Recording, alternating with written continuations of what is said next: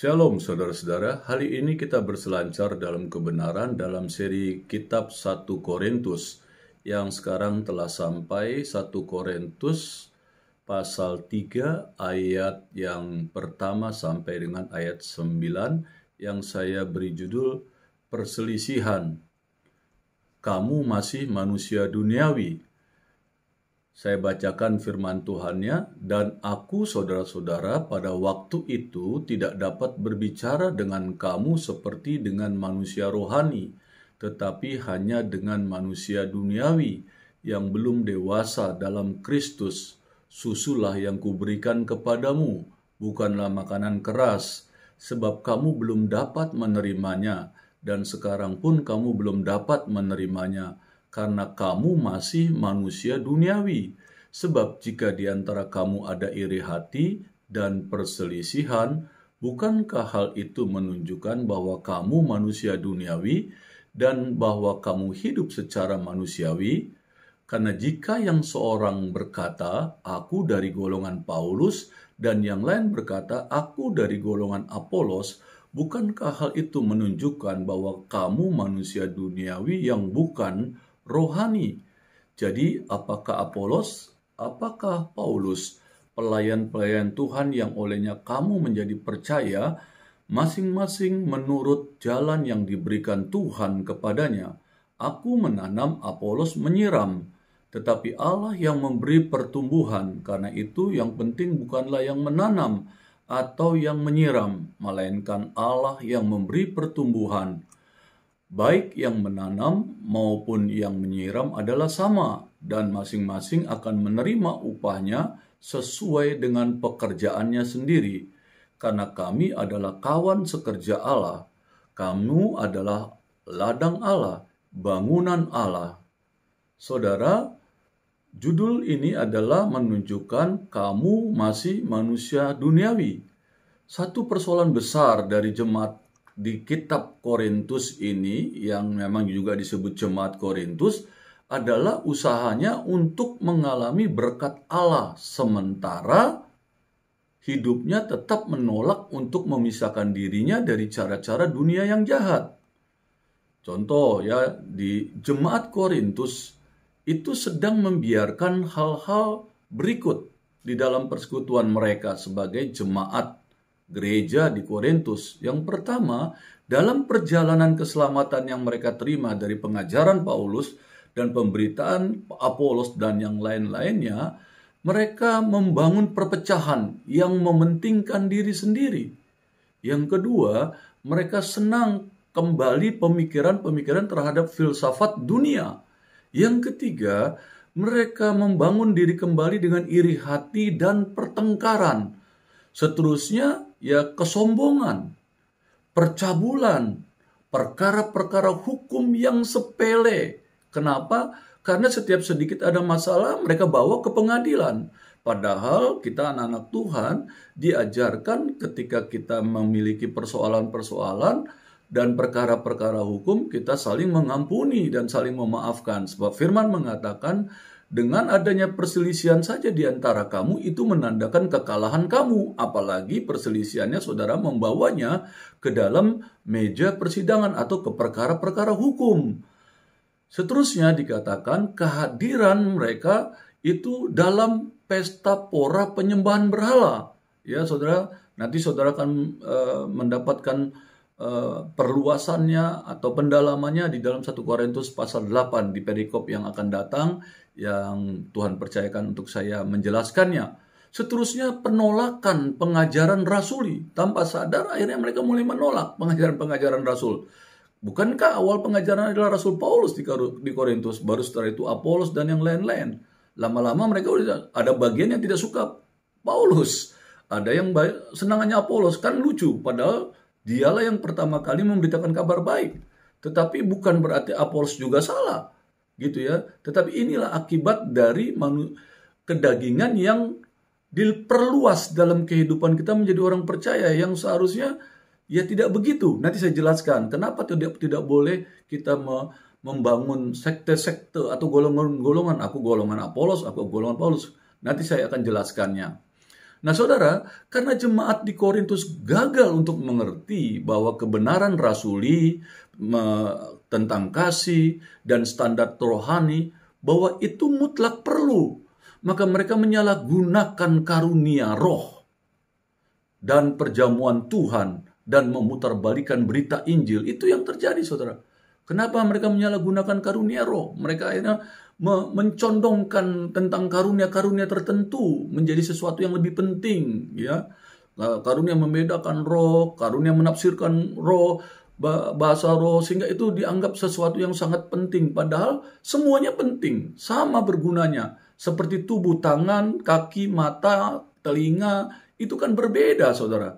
Dan semuanya menjadi satu kesatuan yang disebut tubuh, yang berjalan bersama, beriringan bersama. Nah, itu yang dimaksud oleh Rasul Paulus.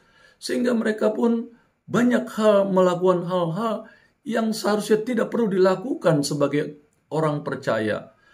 Yesus sendiri mengingatkan bahwa jemaat manapun yang membiarkan kebiasaan dunia yang berdosa atau penyimpangan kebenaran yang alkitabiah memasuki persekutuannya akan ditolak oleh Tuhan dan akan kehilangan tempatnya dalam kerajaan Allah. Saudara boleh membaca di Wahyu 2, ya saudara, ayat 5 itu dijelaskan, atau Wahyu pasal 3 ayat 15-16 tentang orang-orang yang tetap melakukan kebiasaan-kebiasaan dunia. Roh mengajak gereja semacam itu untuk bertobat dengan tulus, memisahkan diri dari dunia, dan menyempurnakan kekudusan kita dalam takut akan Allah. Akibat daging yang kita hidupnya di dalam daging, yang Paulus ajarkan sebenarnya kita yang dari daging, dari dosa, dari yang harusnya binasa sebagai manusia berdosa yang telah putus hubungannya dari Allah, itu disandingkan kepada Allah, yang dikatakan dari daging kepada roh.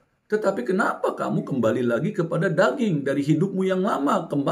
Kenapa pengenalan akan Kristus malah kembali kamu bawa kepada daging? Dulu kehebatan, kekayaan, kepandaian adalah segala-galanya. Tapi waktu engkau mulai mengenal Kristus, bahwa kamu tahu bahwa kamu anak-anak Tuhan, kamu adalah terang dunia, kamu harus menjadi teladan, kamu harus menjadi contoh, dan kamu harus saling melayani, menjadi hamba, bukan menjadi tuan. Dan ini berbahaya saudara dalam kekristenan ketika orang-orang percaya sudah merasa dirinya lebih hebat daripada manusia biasa.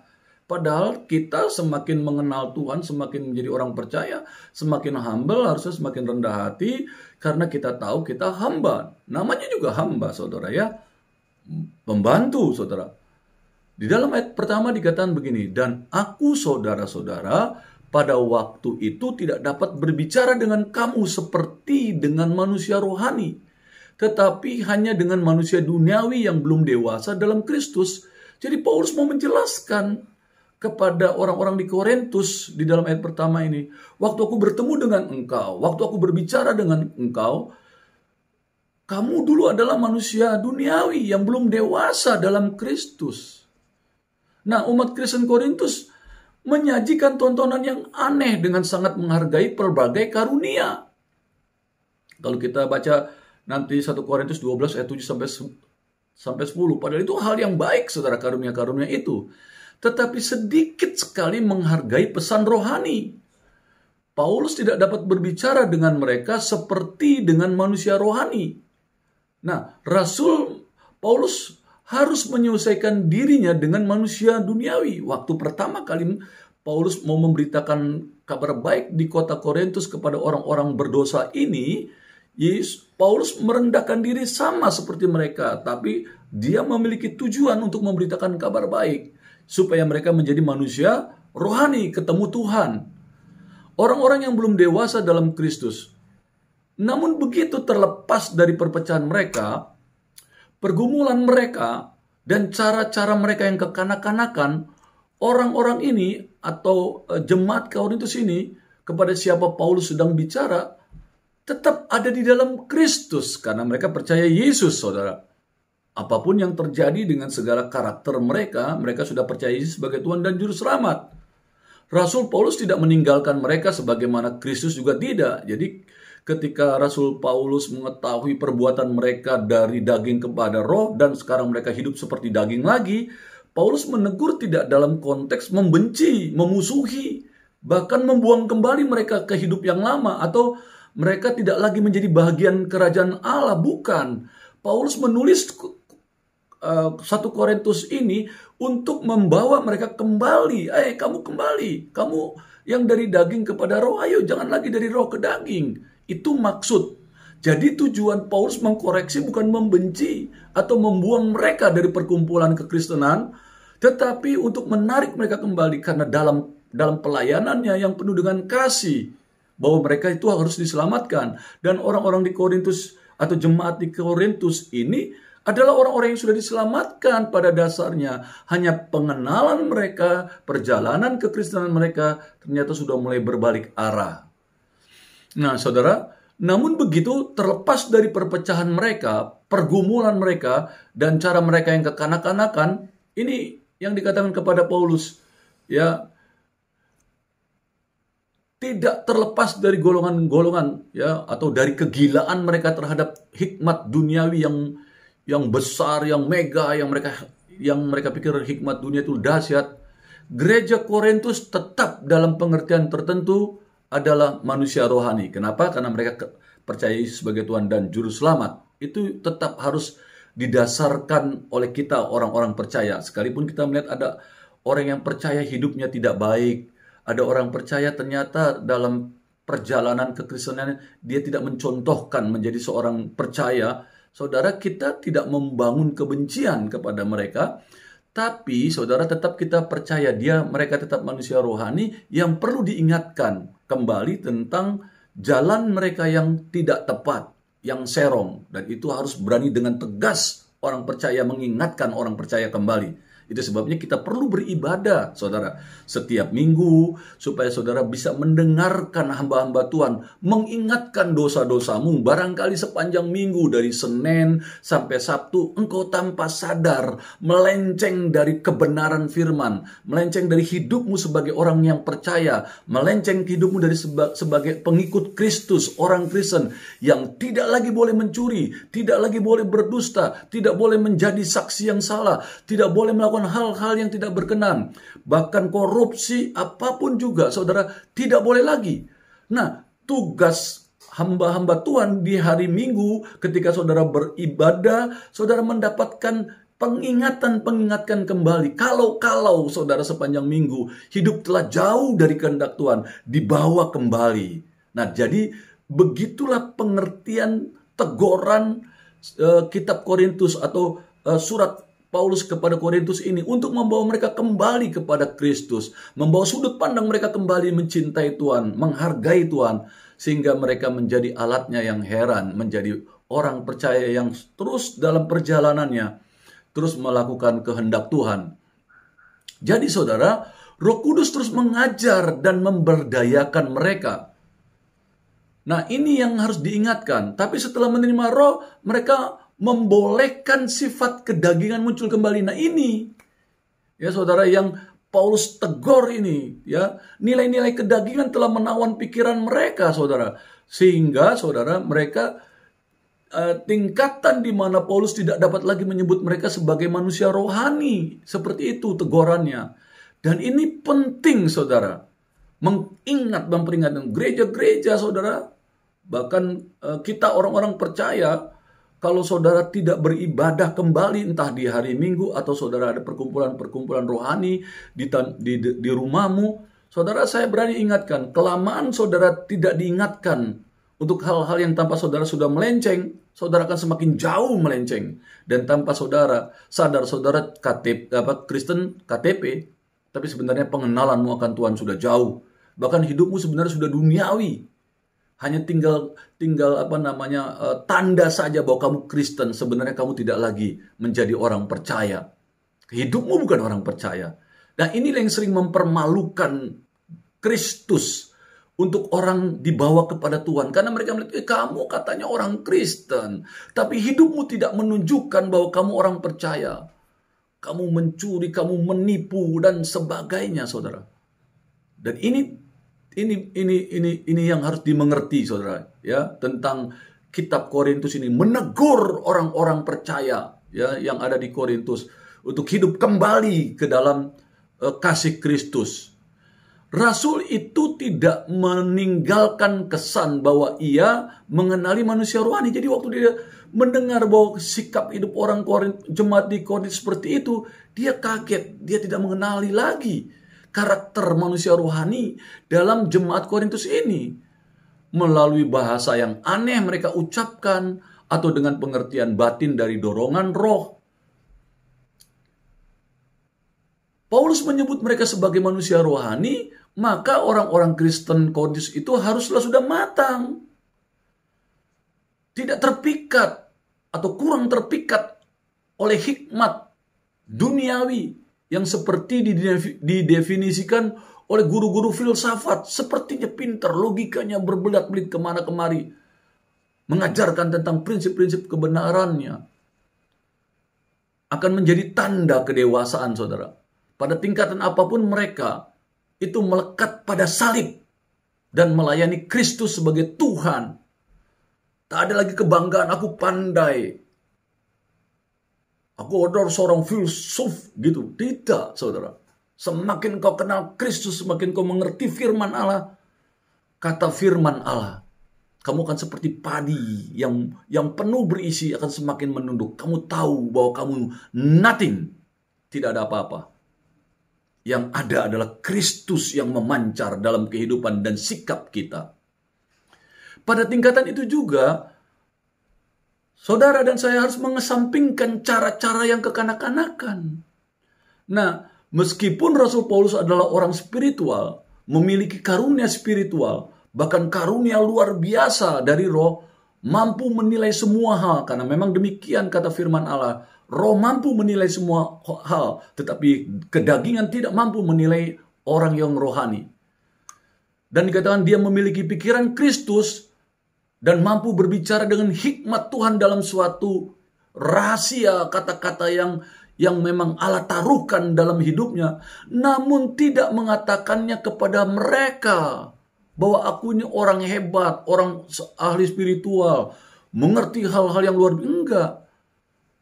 Sebagai orang spiritual, ya, dia tidak mengaku aku orang spiritual. Bukan berarti mereka tidak memiliki roh Tuhan di dalam diri mereka dan pekerjaan kasih karunia pada mereka.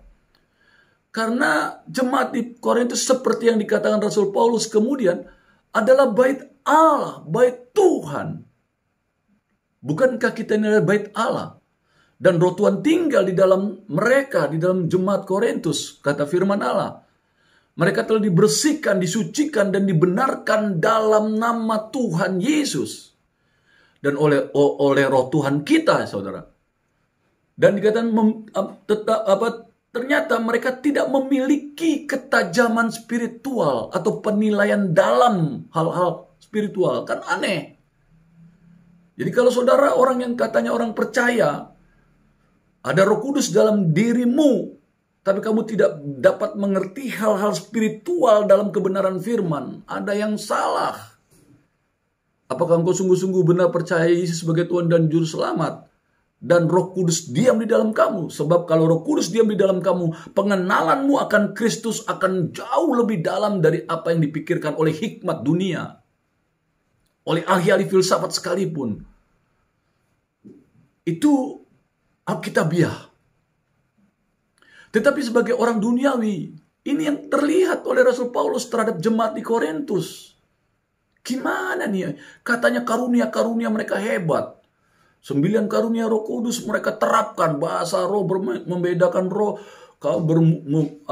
karunia mujizat, karunia yang lain-lainnya. Tetapi ternyata hidup mereka, sikap mereka tidak jadi contoh atau tidak menunjukkan bahwa mereka manusia rohani. Tetapi memiliki pemahaman duniawi tentang hal-hal itu, berada dalam kondisi jiwa yang duniawi dan berjalan dalam pergaulan duniawi satu sama lain. Meskipun mereka tidak berada dalam daging ya, mereka ada di dalam gereja kan, terkesan mereka tidak hidup dalam daging, mereka ada di gereja, berkumpul bersama-sama, ya, dalam keadaan alami. Namun daging ada dalam diri mereka. Dan tidak hanya menginginkan hal-hal dari roh, tapi sangat mendominasi dalam diri mereka. Dan membuat mereka tertawan sehingga mereka dinamakan dari situ manusia duniawi. Itu yang terjadi. Saudara, hari-hari ini juga banyak kita ngaku orang percaya, sesama hamba Tuhan saling menjelekan, saling menjatuhkan. Sesama gereja saling merasa diri paling hebat, denominasi menjadi berhala-berhala. Kita percaya denominasi kita lebih hebat dari denominasi mereka, padahal yang harus dimengerti satu, percayakah engkau Yesus Kristus sebagai Tuhan dan Juru Selamat? Kalau engkau percaya firman Allah yang mengajarkan saling mengasihi, tidak ada lagi dewa atau berhala-berhala, denominasi, jabatan, pelayanan, dan apapun juga, tidak ada. Kita ini hamba. Jadi kalau kita merasa lebih hebat dari gereja yang lain, kita lebih hebat dari denominasi yang lain, kamu sedang memberhalakan gereja, kamu sedang memberhalakan denominasimu, apalagi jabatanmu. Hati-hati saudara.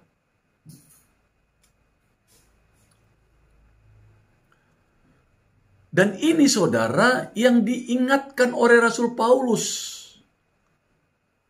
Dan ini sangat mendominasi kedagingan dalam diri jemaat di Korintus, sehingga membuat mereka tertawan, dan dikatakan sehingga mereka dinamakan dari situ apa? Bahkan lebih dari itu kata Paulus, sebagai anak-anak dalam Kristus. Bayangin mereka masih anak-anak ternyata, padahal sudah harusnya dewasa, sudah tidak susu lagi yang harus dimakan, makanan yang keras, tetapi ternyata mereka masih hal-hal yang sepele, soal baptisan, soal kesembuhan, soal mujizat. Kamu masih anak-anak kalau masih terus-menerus pengalaman kekristenanmu hanya soal baptisan bertengkar, mujizat bertengkar, denominasi bertengkar. Paulus katakan kamu masih anak-anak dalam Kristus, padahal kamu harus terus berjalan menjadi dewasa secara rohani. Saudara, dan dengan demikian adalah makhluk baru.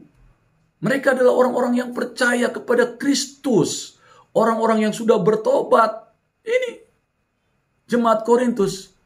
Namun ternyata kata Paulus anak-anak dalam pengertian, dalam pengetahuan, dalam pengalaman kekristenan mereka, kepercayaan mereka kepada Kristus.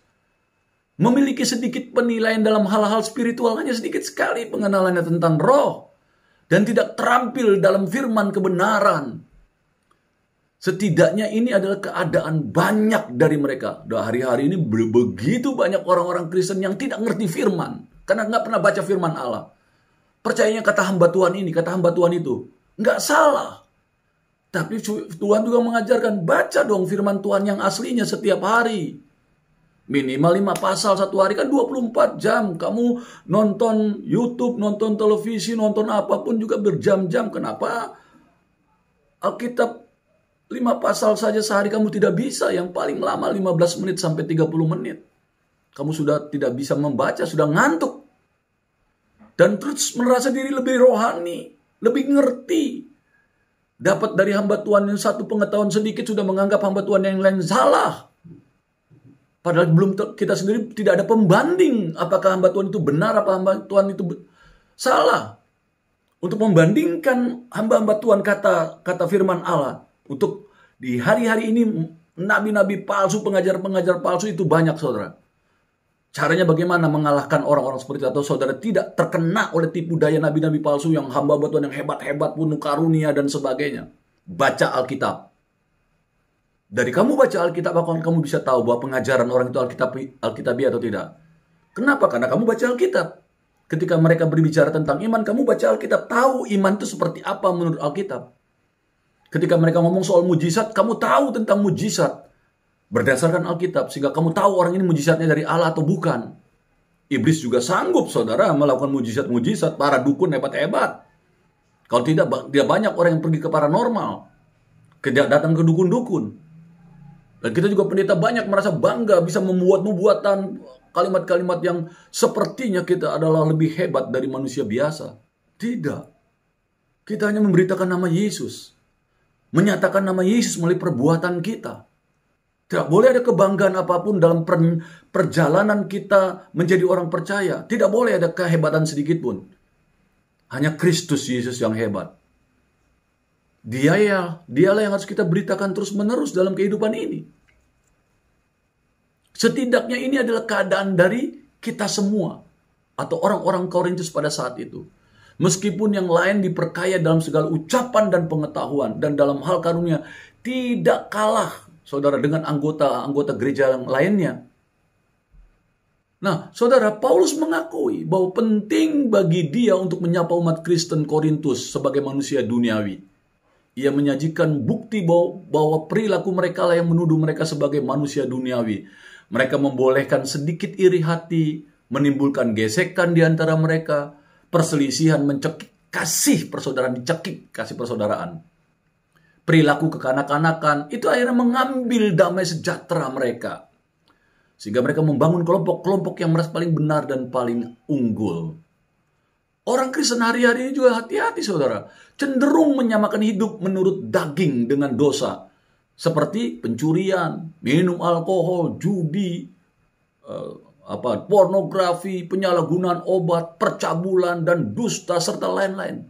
Perilaku seperti itu pastinya memang perilaku kedagingan. Tak boleh diabu-abuin lagi. Tetapi manusia duniawi yang Paulus singgung melakukan dosa yang banyak, orang akan anggap sebagai relatif kecil. Atau yang disebut dosa-dosa kecil.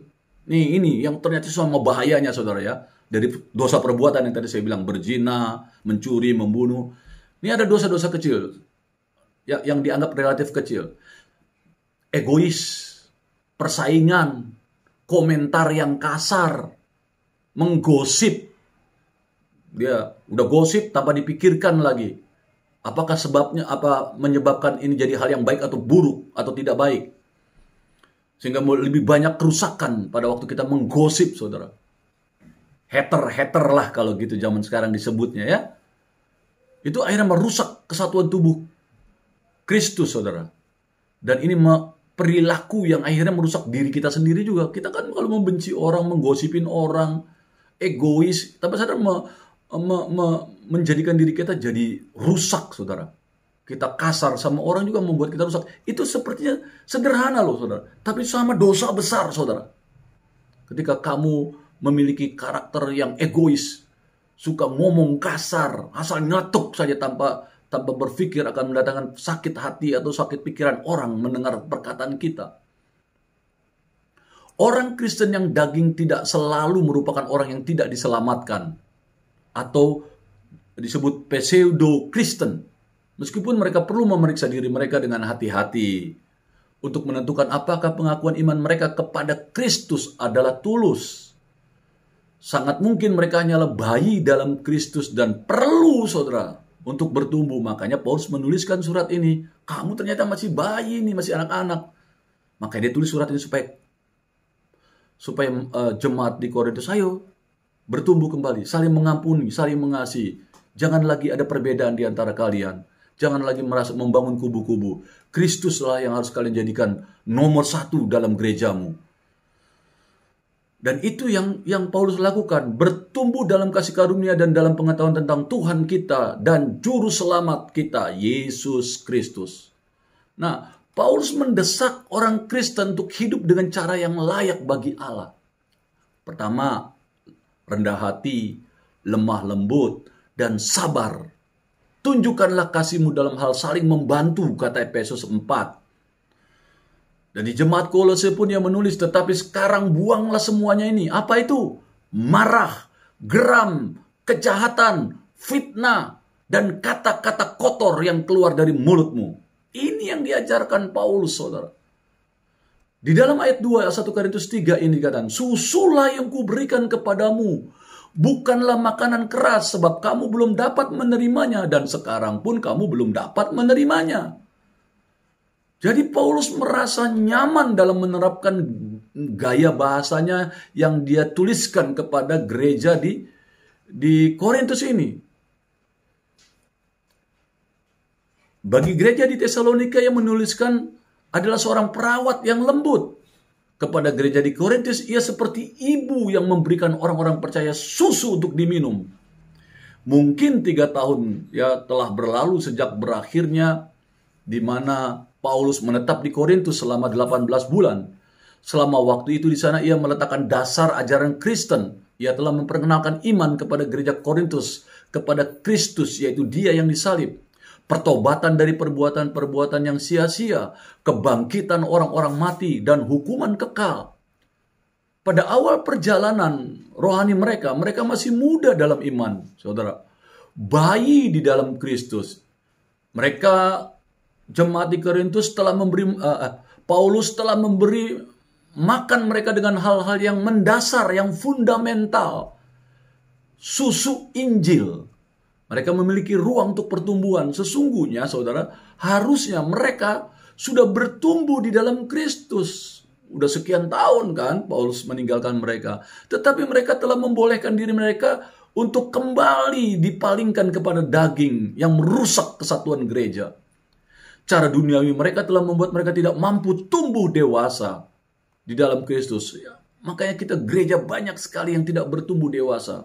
Masa semakin tadinya kita hanya jemaat biasa, jadi pengerja, jadi diakan, semakin sombong, semakin tinggi hati, semakin tidak bisa diatur, semakin banyak mengkoreksi. Kan luar biasa. Waktu dari jemaat menjadi pengerja pada tunduk-tunduk semua. Begitu sudah punya jabatan-jabatan, saling tanduk.